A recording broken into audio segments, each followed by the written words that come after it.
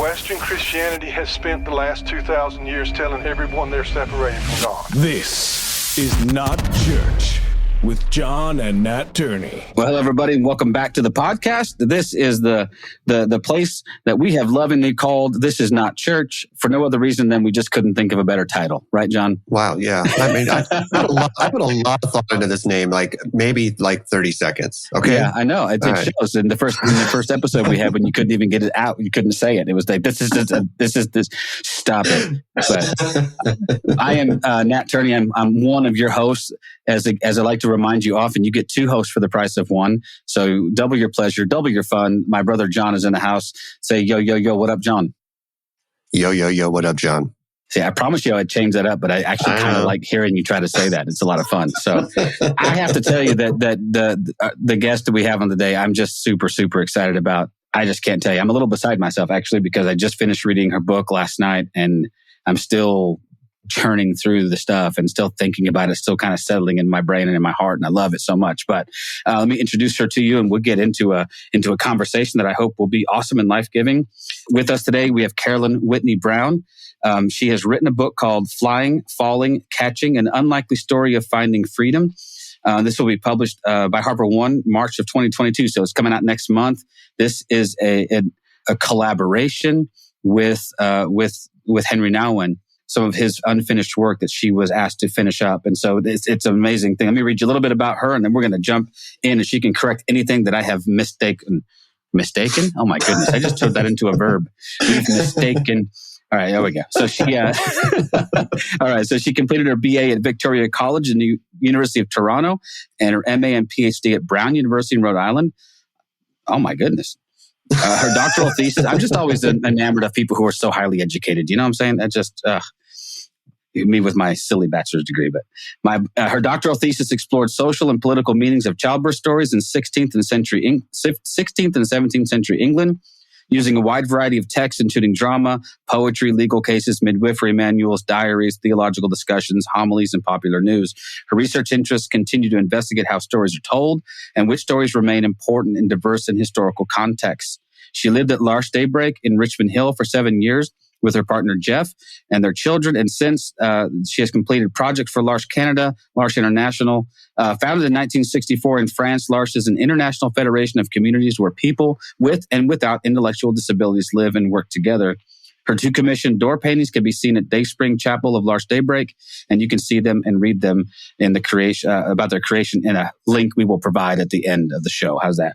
I don't want to read HTTP. Anyway, after leaving L'Arche, she coordinated national projects for the Canadian Council of Churches, the Evangelical Fellowship of Canada, and for the United Church of Canada. She's presently a fellow at University of Victoria's Centre for Studies in Religion and Society, and she teaches religious studies for St. Jerome's University at University of Waterloo.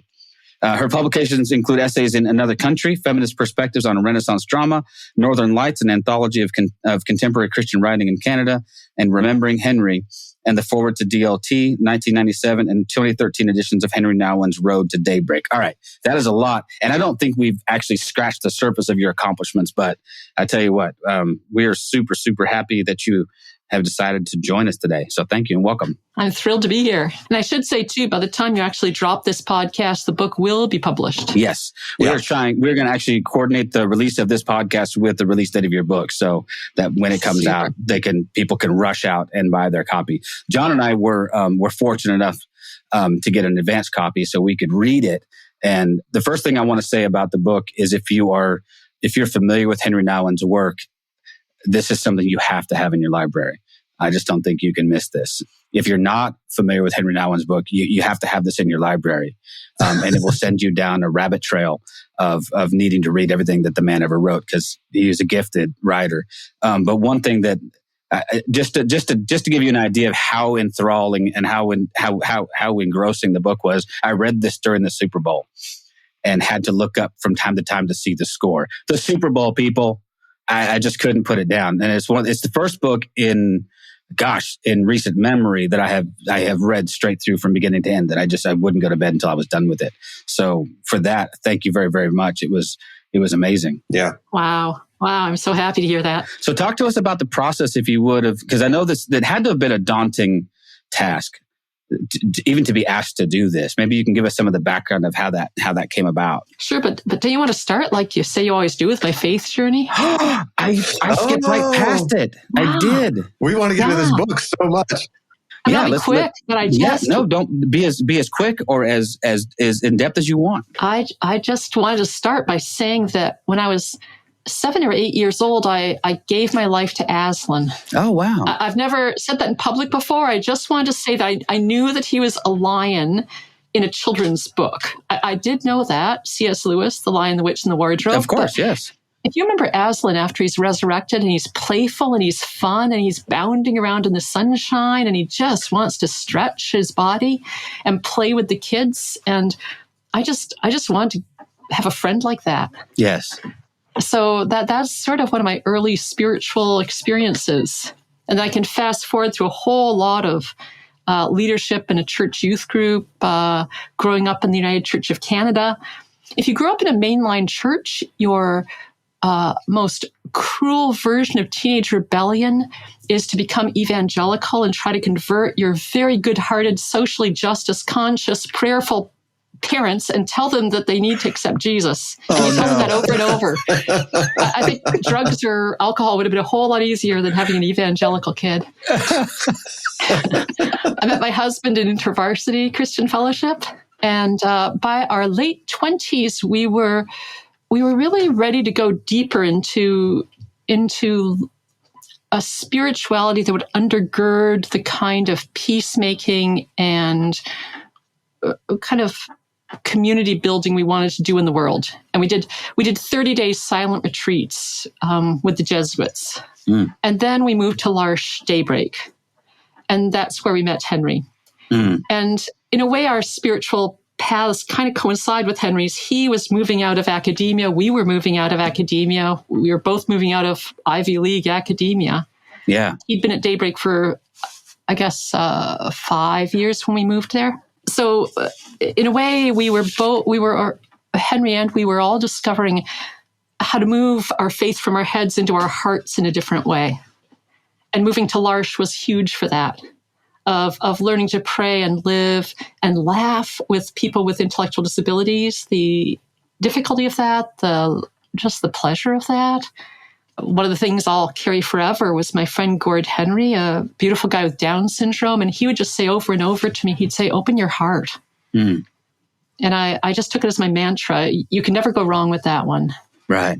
Yeah. Awesome. Under any circumstance, if you say to yourself, open your heart, it'll work.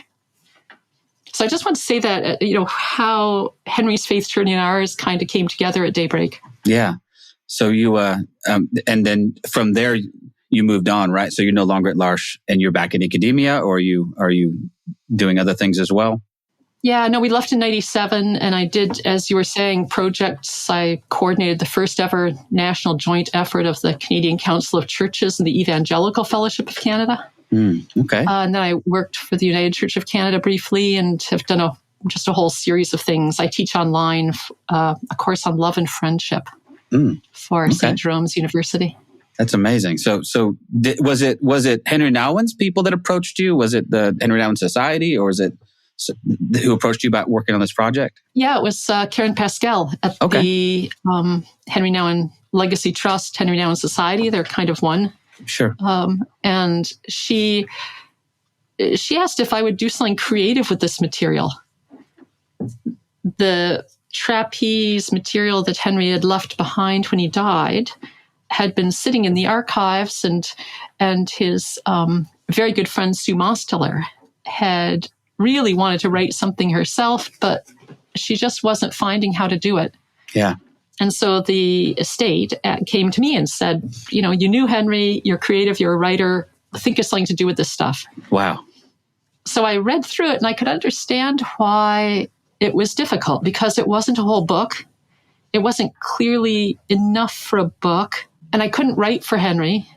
Part of my own, I guess, being a scholar as my background was that I didn't want to mess with his words. I knew that as a reader, I would want to know what's Henri. Right. Like, when you watch The Crown, you want to know, did Prince Charles really fall off his horse playing polo? Like, you want to know what's real here and what's made up, right? So I thought readers would really want to know what's Henri here.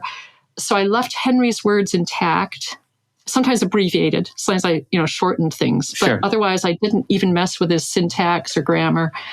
I left all that intact, and I tried to frame the story of his fascination with this trapeze troupe, and we should explain to listeners what the book's actually about. So the book explores Henri's relationship with this traveling troupe of trapeze artists. And oh my goodness, the themes that are covered in the book are multiple. I mean, they're myriad. It's just, you could go so many different directions with this. But one of the places that I thought was so interesting was how much Henri struggled with how to frame this story in a way that was useful and different and unique. And so we could talk about that quite a bit. But it's so a little bit alarming, the subject matter, that when Jon told me, I said, no, you got that wrong. This must be about Henri's, when he went to L'Arche and when he left academia to go. And he's like, no, I'm pretty sure I read something about trapeze artists. And I'm like, no, I don't think so. And I'm like, holy mackerel. But it's really funny. He gives an interview and he says, when he tells people, and I wish I could do it with Henri's Dutch accent, but he says, when he tells people he's working on the trapeze, they think he says Trappist. Yes. So that makes much more sense. Like his Genesee diary, and they say a Trappist. He goes, no, trapeze. No, trapeze. So that in and of itself is amazing. Let me ask you about this. And that, honestly, my brain is going 100 different directions because I'm still reeling from the book. But we had just interviewed another author who was asked to finish the work of a deceased author. And this was Jeff Chu coming in to finish Rachel Held Evans' book. And his literary choice was to try his very best. And she had left him with much more of a manuscript than I think you had with Henri. And that might have been one of the factors that influenced your choices. But he just tried his very best to write that book as she would have written it. It's really good. It's really good. Rachel's voice really comes through. I think it's pretty seamless. I don't know when it's him and when it's her. But one thing I really did appreciate about your approach to this book is I knew when it was Henri, and I knew when it was you. And rather than try to channel your inner Henri Nouwen, you let him speak for himself. And there is a quality to the book because, as you said, you left things intact and left things. There is a quality to the book that is, I don't want to say unfinished but I think Henri would have had a tendency to go back and polish up a lot of the things he had written and maybe tweak a thing here and there. But it really spoke to his level, just how enamored he was of these performers, that there was this really childlike way that he wrote about it. Does that strike you the same way? Yeah. When I first read it, I could just hear him in every word. And of course, I knew him, and I knew him speaking about the trapeze. And every time he talked about it, he would just light up. Yeah. He'd be just so excited. And childlike, playful. Very the words whimsical. he used about it. Yeah. Excitement. He just always was talking about his excitement, and he wanted to communicate that. And so he said that he wanted to write differently. Yeah. And he and I had some conversations about that in his lifetime, but that he wanted to write, maybe a novel. He wanted to write creative nonfiction. He wanted this book to be different. I was struck by in some of the opening parts of the book when he speaks about going to read books about writing, about the level of humility it takes for a guy of his level of accomplishment, who's written by this time dozens of books, and he's got notoriety and all this stuff, and he's still realizing he doesn't know as much about his craft as he would like to, that he still wanted to learn how to do something differently. I thought that was amazing. Yeah, and the whole book's about how he's always reaching out to something new. Yeah, he just is always ready to start his life over again in some exciting way. Yeah, I'm in complete agreement with you. I mean, just the sheer joy that comes through when he writes about the trapeze artist, and it's from like the minute one of him going and seeing them perform. It's just like we get to go on this journey, this, for lack of a better description, this almost is like this love affair of this connection with these people. I mean, he truly loved these people. I mean, and loved what they were doing and loved what they brought out in him. The other part of it, though, is just I love the juxtaposition between what you're writing, and then you connect it to the parts that he wrote. I'm like Nat. I mean, there's so much stuff going on in my head about this book. I'd loved. So he did some of this in audio, right? He recorded himself, right? So some of the stuff that you're writing from is hearing like audio of him, right? Yeah, he had his secretary transcribe it. Oh, okay. So, in fact, do you want? I thought it'd be really fun to read a bit about when he first, because he dictates a tape and it's practically incoherent. That's because what I wanted he's to so say. excited. You could just hear his words tumbling over each other. And one of the things that grabs him so much is the way that the trapeze troupe is with each other, their relationships. Mm-hmm. And he says, I realized from the very beginning that this group has to be really well together. And I saw that they enjoyed it. They really had fun doing it. And there was a kind of excitement in them that became very contagious for me. It was kind of a wow, and I must confess that when I saw them, they seemed to be, in a way, like gods. So far, I wouldn't even dare to come close to them. I had this emotional response to these people. These people are so far above me in their talent or their giftedness. They're such great artists. And who am I? A little tiny guy wanting to get to know them. It seemed impossible for me to even imagine knowing these people personally. I realized how strong that feeling was. It was like, awesome. And then he says, so I went to the show and saw it again. And I began, watching all the other acts. But as soon as those flying Rodleys came on, I got all excited again. The whole way they walked right in there. And they climbed up to the top of the tent and made these enormous jumps. And the music and their whole style, they're smiling at each other and the fun they had and their timing and the whole thing. I couldn't believe they were doing it.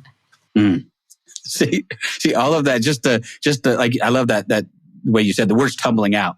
It's like almost you just can't contain the joy, And I love the story, and even just of his first meeting with them, where he kind of forces himself to go meet them. Mm-hmm. It reminds me of being, like at a concert or something like that, and suddenly having the audacity to like walk backstage and see if you might maybe say hi to the person that you just saw, and there's that sense of vulnerability and I don't know, to imagine him being that way.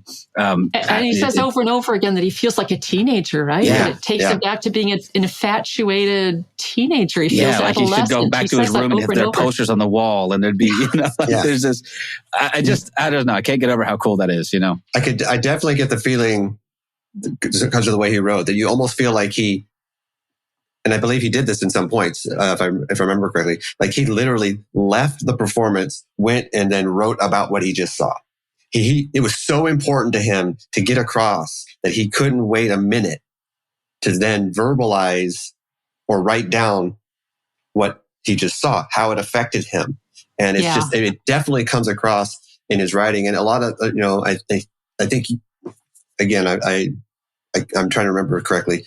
If it was part that you wrote or part that he wrote, about how this would be so different than anything else that he'd written, right? Because a lot of the stuff he writes is like super introspective. It's about your spiritual journey. It's like an inward journey. And this is so different than everything else that we have read from Henri and what we expect to read when we read something from Henri, right? Yeah, and he really wanted it to be. He wanted to write differently. In fact, I was really fascinated. It's in the book when I came across the outline that he writes, which is quite a bit like his previous books with movements from career to vocation, and he lays out what would be a very, very good book, and he just doesn't want to write it. Yeah, I remember reading that part of the book, and I read through I read the part about the outline. I'm like, yes, that's perfect. Yes, do that. Yeah. And then him having the self-awareness to say, no, that would almost be too easy. It would be too formulaic, and it would have been a great book. 100%. I guarantee it would have been a great book. But at this point in his life, it seemed like that wasn't where he was interested. He wasn't interested in just writing a great book. He wanted to write a different book. I think he wanted his readers to have his experience. Yeah. He didn't want to explain it. He wanted us to have the pleasure as readers of figuring out for ourselves, what does this experience mean? What does this imagery mean? What's in this story for us? I think he wanted the readers to get the pleasure of, like Jesus' parables, as he says, Jesus spoke in parables. Great spiritual masters tell stories. Yeah. He wants to push himself to tell a story. And he even says that he realizes telling a story that's open-ended is a bit scary for him. Yeah. And that's because there's parts in that book where I can just sense that coming out of him. And one of my favorite books that Henry wrote was about the prodigal son. And so him using that frame of reference, and you mentioned also in the book that he's talking about how these stories don't have to hit you over the head. And I'm paraphrasing because he didn't say this, but they don't have to come out with the gospel and hit you. A good story will carry the gospel with it. And I thought that was a very profound thing to say, that I could just tell a story here and let people pull out of it what they need to pull out of it. And I think he's exactly right. It would have been very easy to draw those spiritual parallels, because as soon as I got my head around the trapeze thing, I did start to go to places I thought would make sense to me. Like, okay, well, yeah, there's teamwork, and there's trust issues, and there's risk, and there's danger, and there's creativity. And I could see all of those. Okay, I can see how that could be, a Henri Nouwen kind of book. And for him to resist the urge to go back into the comfortable and hold off. I'm only a little saddened because he departed us too soon. I would have really loved to read what he would have written in the next 20 years. Oh yeah. Because he was not a man who was content to just go, well, no, this is how I write and this is what I'll do. And all right, I'll churn out 20 more books like this. No, he would have always been pushing the envelope, I think. Yeah. In some way or other. So, and that was important, just to say, it was important to me to honor that I don't know where he would have gone with it. And that was another reason I couldn't have written it for him, because I don't know where he would have gone with it. It would have gone somewhere different. So I realized pretty fast that my project was not to write the book Henry would have written, but to tell the story, like to tell the story of his story, to give a framework so he could tell his story. Well, and again, this is gonna seem like a Carolyn Whitney-Brown love fest here, but I think you did that brilliantly. You don't need my affirmation or anything, but from my perspective, I don't know how you could have done it better. It really is. I think it captured the spirit of Henry. I think it left us wanting more, sadly, from him. I'm like, oh man, I really wish there, but it did sort of satisfy that longing for something else from Henri Nouwen. And I just loved your approach to it. It was very creative. I love how you weave the story of his illness and his heart attack. And I don't want to give him too much of the book away, because you need to buy the book and go get it. And but the way that it propels the story in a very unique way, I thought. It kept me moving, where I have other books on my shelf that I have picked up and put down, and they're good, but they have not grabbed me in the way that this one did. They go, oh, I'm just going to read the next page. I have to read a little bit more. I think it's important to acknowledge that, Henri Nouwen's writing this book is great. Your writing in this book is also great. Oh yeah, the parts incredible. Of the book that are written by you pull us along on this story. I was just as eager to hear the next part that you were going to write, because you intertwine this story. And again, we don't want to give too much away, but the story of basically the last few days of Henry's life, right? Connecting that, and then these backstories, right? That then it gets to Henry's writing. I was just as fascinated and just as, I don't know the right word. I was definitely brought along on the story. Yeah. And I wanted to read your words as much as I wanted to read Henry's words. And it was beautiful. That's great, because the book really is half-half. Yeah. And again, the knowing where you come in and where he comes in, that was a brilliant move, I think, because I really did. It was nice to know, hey, these are Henry's words. These are Carolyn's words. This is narrative from, it was easy to track along and know when I was reading, who was the writer. And my little scholarly hangover that there are really detailed notes, so you can find out exactly where it all came I got to the end of the book. I'm reading it on an e-reader, right? So I'm flipping through the page, and I'm like, I'm 81% done. I'm 89% done. Whatever it was, I got to the end, and I still had all this. I still had like 30 pages of text left. I'm like, what's left? Maybe a really long epilogue. I was like super kind of excited, and like, no, it's just pages of notes. But that just tells me again, your scholarly approach to this is there's going to be footnotes or obviously the bibliography. Anyway, so it was obviously well researched. It also lends credibility to the parts that you recount. So did you actually have conversations then with the paramedic who was treating Henri, or is this some things that you got from his notes? Or no, this is a great story. I just couldn't figure out it. So when Henri, he was on a sabbatical in 95 and 96, and he came back to Daybreak, and then he had a commitment to go to Russia to do a film about his prodigal son standing in the museum in front of the actual giant painting in Russia.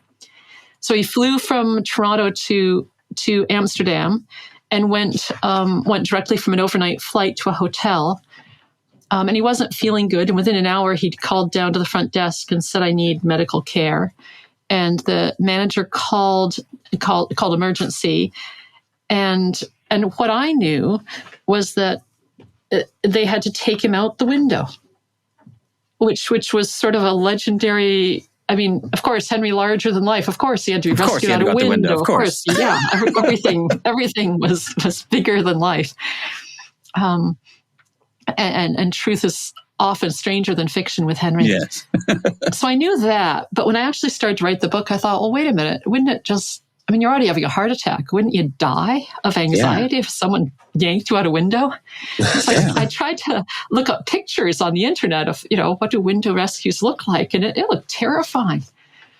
So then I started to think, who could tell me about this? And I did a little search around, and on LinkedIn, I came across this guy, Denny Walterkins, who had written an article in English. So I knew he spoke English, and he had trained paramedics in the 1990s. And so I just reached out to him through LinkedIn, and he got really excited about the project. He went actually to Hilversum, where Henri's hotel had been. He went to the hotel and looked at it. He tried to track down who the paramedics would have been, but of course by now it's 20 whatever years later. Yeah. But he put together for me a 15-page document with absolutely every detail of because he trained people to do exactly that kind of rescue, what they would ask, what they would check, what their equipment was, what order they would ask the questions, how they would wrap the stretcher, how they would move the person from their bed to the stretcher, how they would strap him on, how they would take him out the window, that the person goes out head first, how they click in, how they get taken down to the bottom, the exact team that comes, that you need 2 trucks arrive, and you end up with 8 firefighters as well as the paramedics. You end up with this giant team, but they're all doing something, and exactly what the medications would be.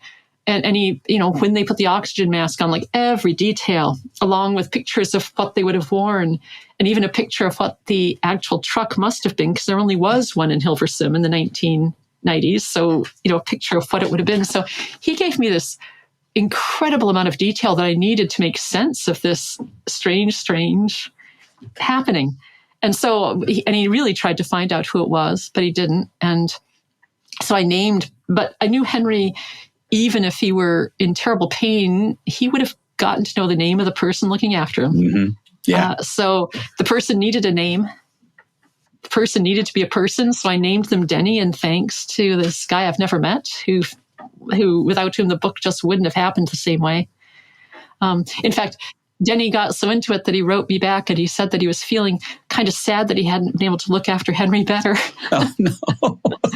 Wow. It was so touching. Oh, man. Well, I loved, and it's not a difficult parallel then to draw between, Henri's love affair with the trapeze and, the heights and all of this stuff. And, almost his final act is going out a window, Absolutely. And having that sense of exhilaration and fear kind of commingling, and, I don't know.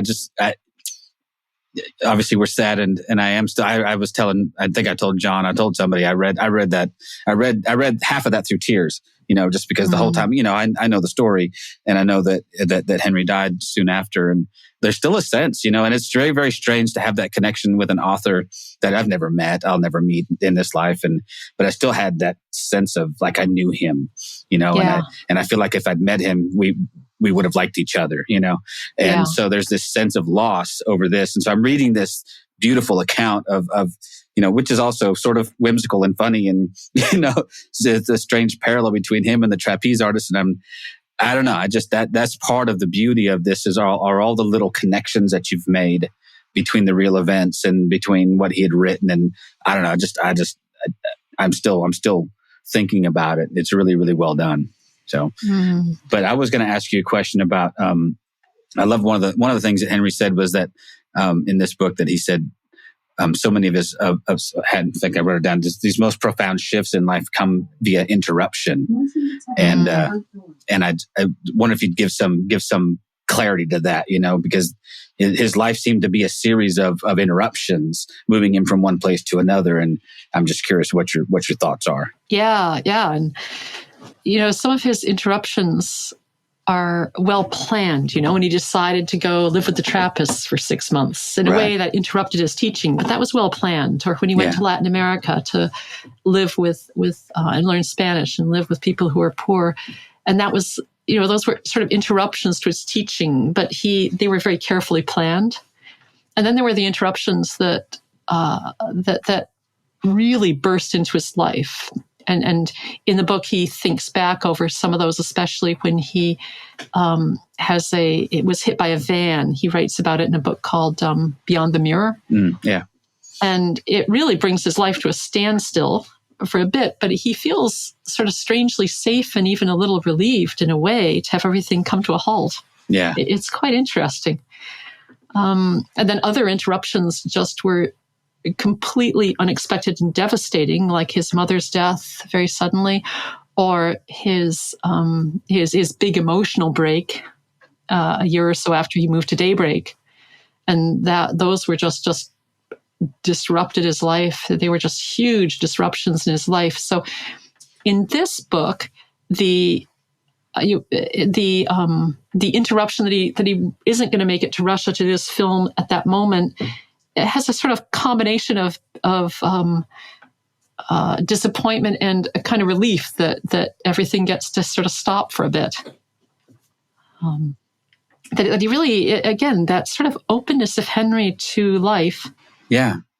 Well, even the interruption, of picking up and going to Selma and deciding, no, I need to be there. Like I can't be, and one of the things that I appreciate about Henri, and people like him are their unwillingness to sit on the sidelines, and there's a brand of Christianity that has put itself right in the crosshairs of social justice and put itself, in vulnerable and risk-taking ways in place. And then and we need more of that. And so I've always admired him for, obviously his departure to go to Daybreak was when I was serving on a spiritual retreat years and years ago in this little Catholic retreat center, and I was perusing their little library. And so I'm perusing through the library, and of course I recognized the name Henri Nouwen, but I don't think I'd ever read any books by him. I had a couple of his on my shelf, and I'll get around to them, And I found that little book called Adam. And I picked it up and I was like, well, that's interesting. I could probably get through this in the next little bit. And so I sat down on a chair in between sessions we were doing, and I didn't get up until I'd finished it, basically. And I just had this profound sense that Henri was a man of conviction, that he was a man of integrity, and that the story of him walking away from what he walked away from, sort of at the height of his notoriety and fame, and saying, nah, I'm not going to get stuck in this hamster wheel forever. I'm going to go do something different. And even that came with a great cost, we know now. But I still think that willingness to put himself out there and try something new is sort of a hallmark of his life, wouldn't you say? I mean, yeah, and it's utter delight too in just how much fun he had discovering new communities of getting to know the people who he met by going to Selma. Yeah. As a firstborn white Dutch privileged priest, he was studying in Kansas at the Ranger Clinic. But, to actually go on that march when Martin Luther King Jr. asked for church leaders to come and support them, that he decided to just go. And his just excitement of meeting people, of eating different food, hearing new songs for him, and his excitement in moving to L'Arche, of discovering people with disabilities, discovering something about himself, discovering them. It's just this open-hearted welcome of new experiences. I don't know if you remember and also when he went to the AIDS conferences in the 90s, which was a big step for him. It was hard. He said yes, he said no, he said yes, he said no. He was scared to go.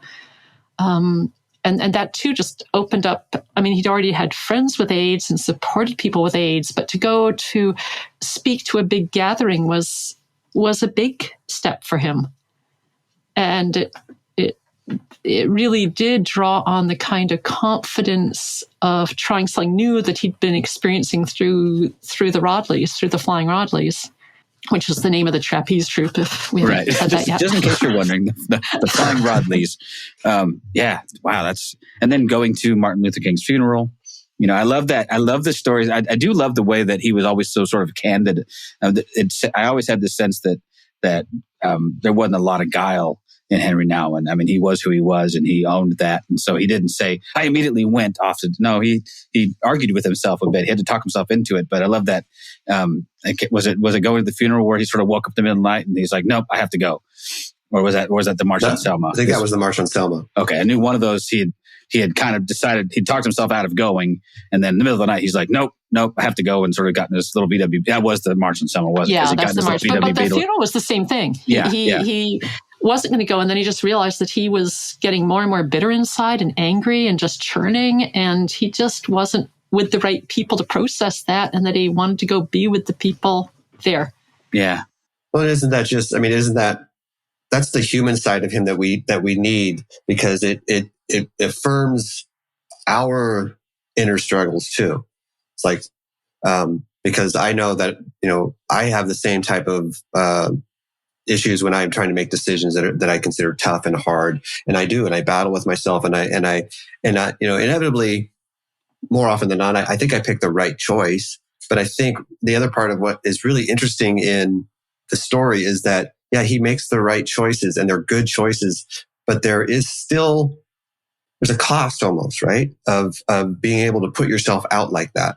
I mean, we see that with Daybreak, right? He goes to Daybreak and he's entering this new part of his life, but it's during that time that he has this mental breakdown, right?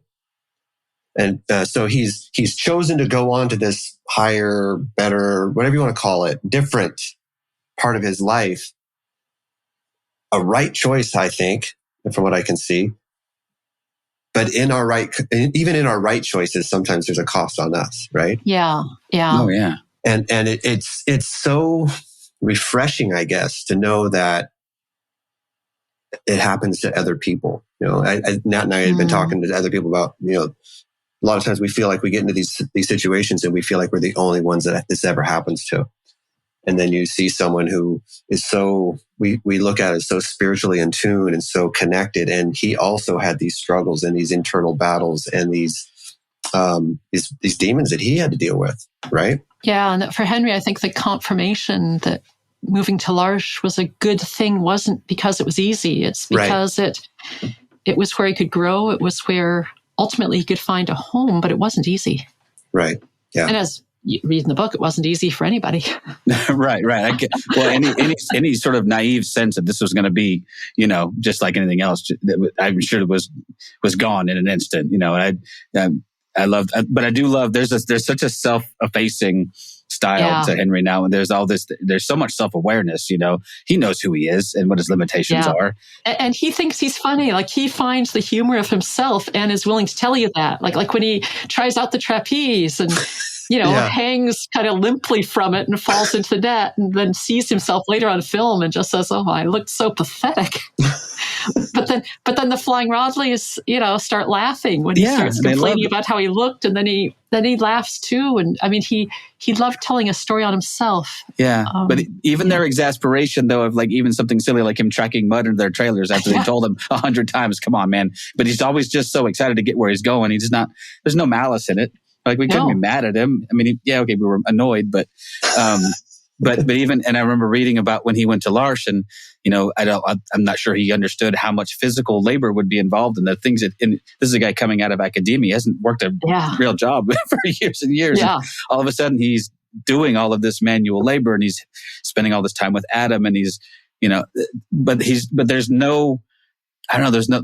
There's no attempt at self-aggrandizement. It's just, it is who I am, and this is who I am. And I just, that plays, I don't know, just lends authenticity and credibility to the things that he says, because he's so open about his own insecurities and his own foibles. But,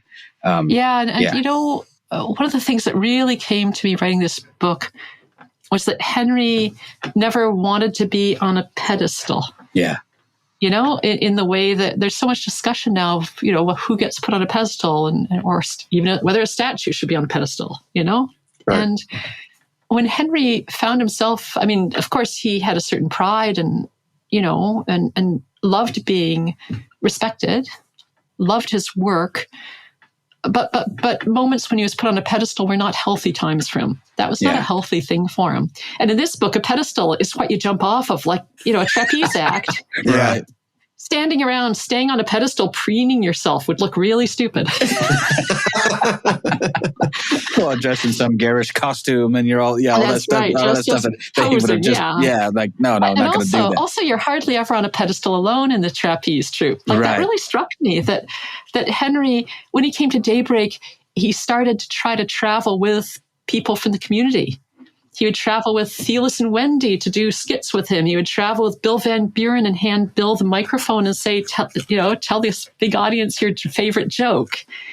He would travel with Gord Henry, who I was talking about before, who would tell the whole audience to open their hearts. Like, he would travel with someone else. Like, he wouldn't be on his pedestal alone. And so in a way, this book feels to me really right that he and I are sharing the cover. We wrote it together. Like, that's kind of what he's trying to say about the whole trapeze act is you don't do it alone. Yeah. And we're all trying to fly and we're all trying to catch each other. And that's our freedom is not being alone, is doing this together and knowing we're going to fall. Well, that's another interesting part of the book, right? This, the flying, catching, falling. But within that time after their practice, right, where they would all sit down and like kind of go over what they did right and what they did wrong. So obviously a part of their journey is falling and learning from falling. Yeah. And I think Henri in this is also learning from falling. That as you make mistakes, as opposed to beating yourself up, calling each other names, telling each other how dumb you are, how about instead we come together and talk about why we did what we did, how we did it, and come up with a constructive, positive outlook. And that seems to be something that also drew him to them. Yeah, and you put it aside because you can't go back up and do the next performance if you're carrying all this anxiety or guilt or shame or recrimination. Can't happen. Yeah, there's so much mental headspace that has to be right? You have to have a short memory in terms of what just went wrong, right? Again, it's so interesting because when I sort of first heard about the theme of the book, my immediate sense was, I don't know about that. And now and then it took a few minutes. Now I'm just thinking it could go 100 ways. And maybe that was Henri's main issue, was like, honestly, this could go here or here. I'm seeing spiritual parallels. I'm seeing parallels with teamwork and maybe like family dynamics. And I mean, there's just so many applications to this seemingly absurd parallel between trapeze artists and a Dutch priest that you just go, yeah, but what about this? And one of the things that struck me very much, Jon and I are very active within certain circles. The buzzword has become deconstruction lately, right? So we're deconstructing our faith. We're all that really means for us is we're asking the hard questions. I'm willing to dismantle what I think I believe piece by piece and try to sift out what's authentic and get rid of what's not, But what struck me was Henri's had been doing this for 30 years. A lot of what he's doing is questioning and giving us a framework in which to ask questions. And I want to read a quote that I grabbed from the book real quick and see if I can get you to comment on it. But this actually speaks to exactly where Jon and I are at these days. It said, the circus tent and the church standing a few hundred feet apart are two completely separate worlds. For me, however, they are very connected, but no one seems to see this. Aren't they both trying to lift up the human spirit and help people look beyond the boundaries of their daily lives? And aren't they both at the same time in constant peril of becoming places for lifeless routines that have lost their vitality and transcending power? And I was like, I went to try and highlight it, but the reader I was using wouldn't let me copy anything because it's all copyrighted. But I'm like, I'll screenshot it. But what a beautiful parallel for people like Jon and I who were like, listen, sometimes inside of the institutional church, that's what I see. I see lifeless routine. I see it robbed of its vitality just because we're going through the motions in it. And there was that sense in which the circus act, if it did not keep evolving and changing, could become the same kind of thing. In a sense, deconstruction, what you're talking about, is maybe like composting more. That you keep turning it over and turning it over, and what's really nutritious and can carry on to sort of keep goes it down fertile the for the next round. Yeah, right. And everything else, hopefully, and the other stuff will break. It'll break down in a way. It'll break down and become poo. Wait a minute. Yeah. It might smell kind of foul as you do it. Who knows? But there's something there. Composting. One of the chapters I really like is I pulled out of Henri's unpublished journal from before he met the trapeze artists in chapter 8 when he's channel flipping. Yeah. Between Tina Turner. Yeah. Concert in Birmingham. Yeah. And Bach's St. Matthew Passion. And, right. And one is like super sexual, and the crowd is in a trance, and she and David Bowie are just clutching each other's singing "It's Only Love," and then he flips back to Bach, and the solemn people are singing about Christ's death and the beauty of his love for humankind, and he's watching it with his dad on TV, channel flipping back and forth, and I just loved that, because it's we're all attracted both ways. Eh? Yeah. We're attracted to a long, deep tradition that's actually very nurturing. That brought our ancestors, where we are too, whatever our tradition is. Yeah. And we're also really energized by what's new, what we haven't thought of, what has just a whole lot of new energy and life in it. And we go back and forth between these things in our lives of wanting to go deeper, wanting to go new. Yeah, I think you're exactly right. And I still get a kick out of thinking about him flipping the channels back and forth between those two seemingly so it's like completely juxtaposed, right? It's like Tina Turner of all things. And but it's an interesting contrast. I just love that. I want to talk a little bit more about your part, your writing part. So yeah, for sure. So Henri was I think he was looking at writing this as, what do we call it? Creative nonfiction, right? Is what he was looking at doing. So my question, I guess, for you is the part that you write, there had to be parts in here that you are assuming, right? You're putting, by knowing Henri and knowing probably what would have happened in these moments, how much of what you wrote would have been considered creative nonfiction, or would have been almost just fiction? Because I obviously you didn't have access to these conversations between Henri and the paramedic, right? So some of that is it has to be kind of fictionalized, but I think done in a really good way. If that is what you did, I guess that's my question. Yeah. No, of course I had to make up that. Henri didn't write about his death. Yeah. Slacker. I can't believe it. I don't know why he didn't. If he just had a little more time. Right? Well, I was actually a little surprised because I didn't know the story as well as I did. And so in my recollection of events, which is obviously poor at this point, but first of all, two things happened. And this is a to me, it's a telling of how well written the book is. I know Henri dies. And the whole time I'm thinking he might make it. Yeah. Even though I know. You know what I mean? I'm still, and he does. Obviously, he does make it. He gets to the bottom. And I'm like, what are you doing to me? And then obviously we know only a few more days, but there was how you manage to create tension. This is always, to me, the hallmark of really, really good writing is managing to create tension in a story whose outcome we already know. And if you can still do that, I know he didn't survive, much longer after. I actually, in my recollection, he passed away he didn't make it out of the hotel room. I don't know why I thought that, but it still managed to pull me along and have me going, okay, well, maybe he's okay. I know he's not okay, but the writing is, of course, actually, I shouldn't say it like that. I know he's okay. But I still was, you know what I'm saying? Anyway, I just meant that as a compliment to the way that part of the story was written so well that I'm still rooting for him to pull through, Yeah. And to go back to John's question, part of the difficulty of writing the book was that I didn't dare just go wild and invent Henri. Right. I couldn't make him do what I knew he didn't do. I couldn't, I'm not a fiction writer. This was the first time I'd ever, like Henry, it was the first time I'd ever tried to write creative nonfiction. It was incredibly fun. Yeah. But it also was constrained. I had to really stay tightly within what I knew to be true of Henry. Mm-hmm. But then within that, I had to invent conversations a bit. I had to, sometimes I had notes, like when he and his friends Frank and Ron are at the trapeze together, and I have notes from their conversation, but then I had to parcel it out to them. And fortunately, they're both still alive, so I could actually check out with them. Does this seem right? Right. Did I get close here, right? Yeah, exactly. And one of the most moving things for me was when, with some fear and trembling, I sent the manuscript off to his brother, Laurent. Just wondering, because I, invented Henry.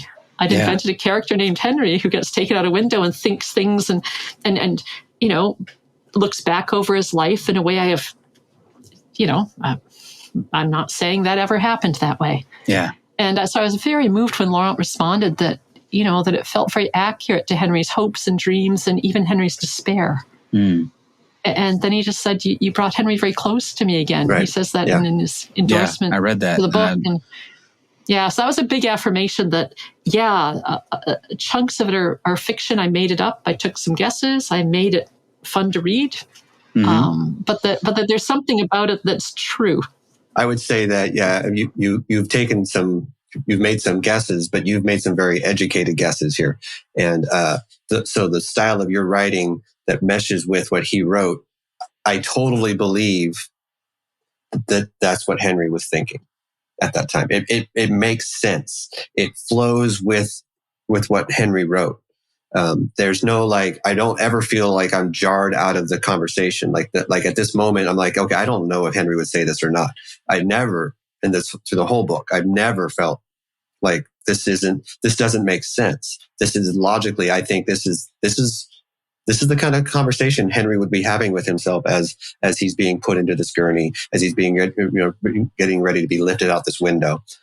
It all flows so well, and it goes to your expertise and your willingness to learn everything you can about Henry as you're writing this. I mean, it really does. Yeah, and in a way, of course, the book has a character named Henry, right? I'm not claiming that's really Henry, but as I say early on too, Henry crafted himself into a character in his own writing all the time. Right. That's true. He's not pouring everything about his life out. He was always choosing, what am I going to say? What am I not going to say? How to craft this story to be helpful to readers, to speak to readers, to celebrate our shared humanity, the things that he did in his writing.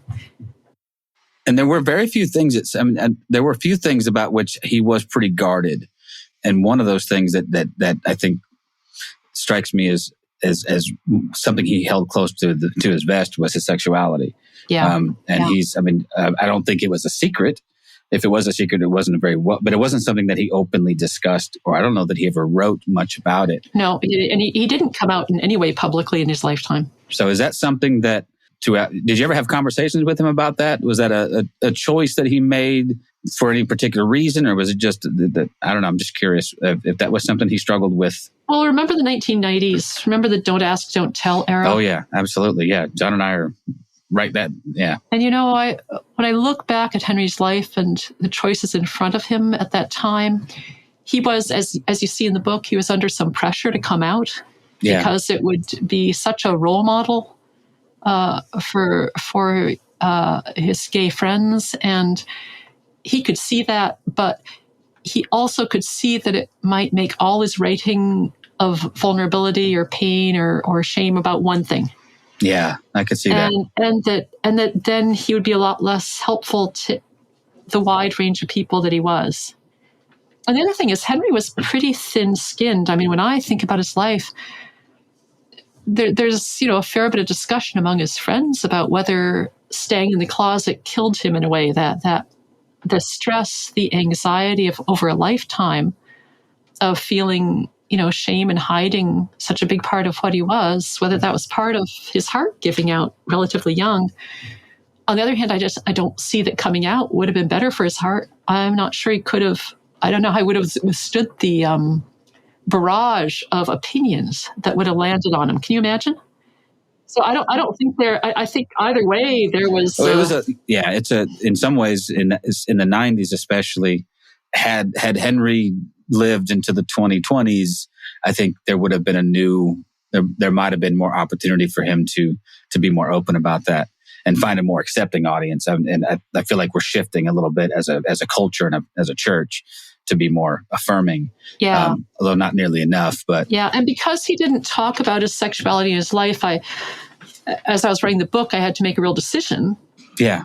As to whether that was part of the book. And then I thought, well, this whole book is about his discovering his body in a different way, thinking about an embodiment in a different way. If I don't mention it, any astute reader will think, didn't he even think that this might be about his sexuality? And of course it was. He wrote about that himself just in passing, saying that, in different ways, he just keeps mentioning, just in passing, not with detail, that what it's awakening in his own adolescent body experience, that he has to wrestle with sexuality. We all know what adolescence is. Absolutely, There's pretty broad hints there in his book that's part of, I think, why he didn't manage to finish the book, because part of what was maturing and happening inside of himself was a wrestling with that.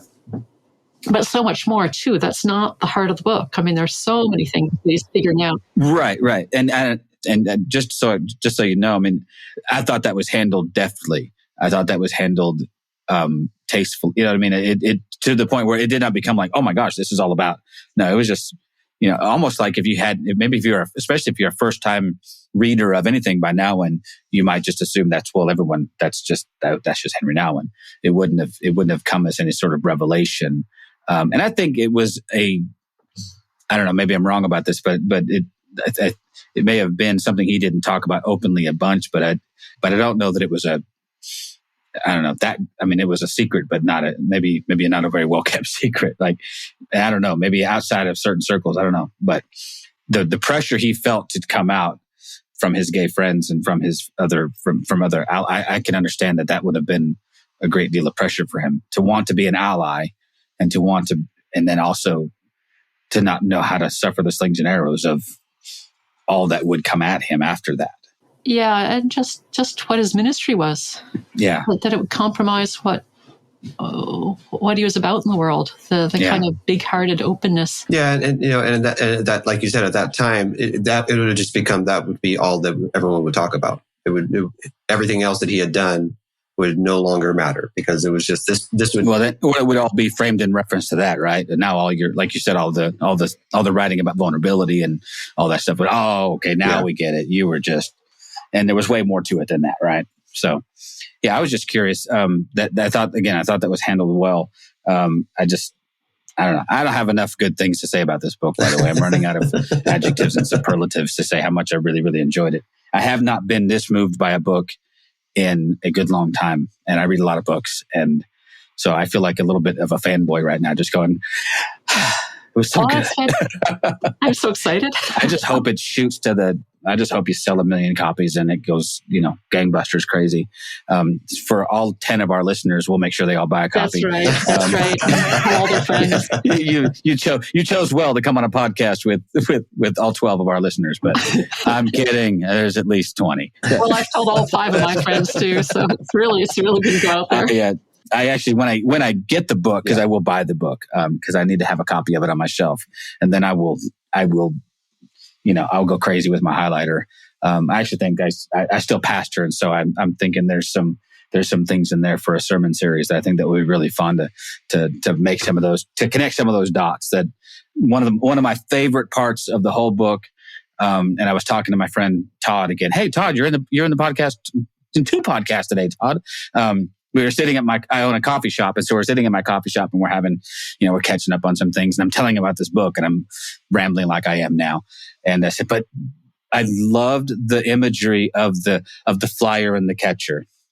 And that really got me. And so the whole point being that the flyer doesn't do anything to be caught.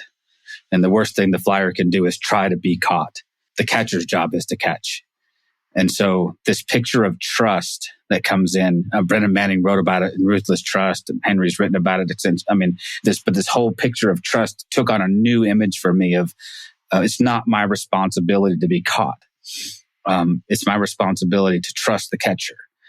And that was, and is still profound. It's still kind of, like I said, it's kind of working its way through my head and my heart to see where it goes. But what a beautiful picture and what a challenge to do. It's one thing to say it, it's another thing to do it. But yeah, I just love that. Yeah, one of the things he wrote that I put, actually, was so beautiful that I put it as the epigraph for the book, was when two things. He said, when I saw the Flying Rodleys for the very first time, it looked like everything that's important in life. I saw it together in one act.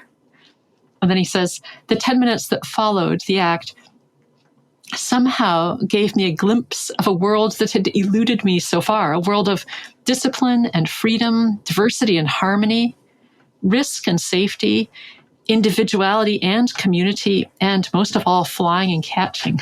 Mm. And I just love how he just brings it all together there with his huge excitement that just everything is there. Yeah, it's remarkable. I mean, really, really, really, really, really good. I'm out of reallys, John. It's like 17 reallys good. I appreciate you coming on and talking to us about this. It's been really, really. Stop it with the reallys, Nat. Okay, sorry. It has been very, very. It's been great. I appreciate your willingness to come on and talk about this. I don't even know what to say at this point. I'm just rambling. So, John, why don't you help us close out and sound less like we don't know what we're doing? So I get to say all the really, really's? I feel really, really privileged to be on your podcast. It's been really, really fun. My first podcast. It's been really, really great.